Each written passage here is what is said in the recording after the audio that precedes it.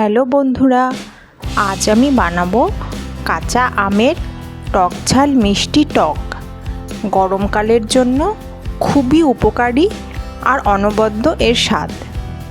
গরমকালে আমাদের কোনো খাবারই খেতে ইচ্ছে করে না। এই টক ভাতের শেষ পাতে খেলে শরীর যেমন ঠান্ডা হয় আর মুখেও রুচি ফেরে। আমি মিডিয়াম সাইজের একটি আম নিয়ে নিয়েছি আর এইভাবে লম্বা লম্বা করে কেটে নিয়েছি। এবার গ্যাসে কড়াই বসিয়ে কড়াই গরম হলে দিয়ে দেব অল্প একটু সর্ষের তেল।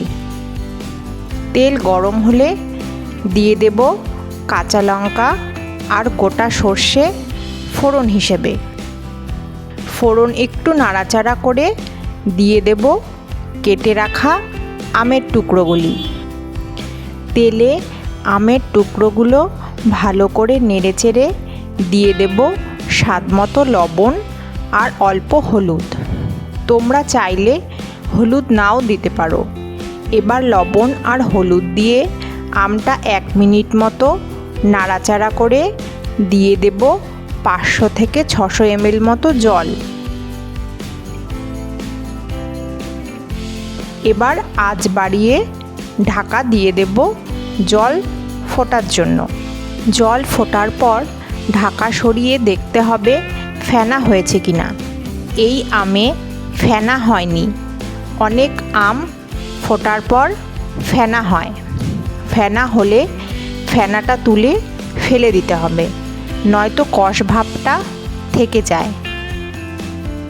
এবার আমি আঁচ কমিয়ে 5-7 মিনিট মতো ফোটার জন্য আবার ঢাকা দিয়ে দেব।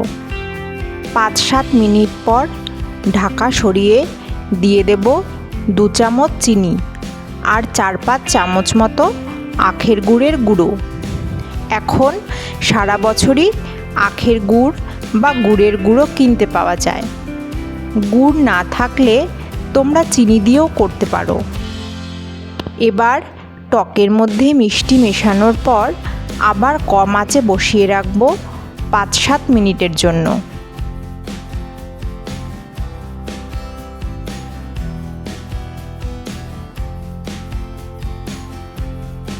তৈরি হয়ে গিয়েছে আজকের রেসিপি টক ঝাল মিষ্টি আমের টক। এইভাবে বানালে স্বাদও হয় ভালো আর ক্ষতিও করে কম।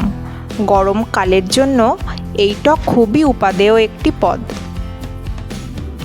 তোমরাও এভাবে বানিয়ে খেতে পারো আমের টক। আর খেতে কেমন হয় অবশ্যই জানিও কিন্তু।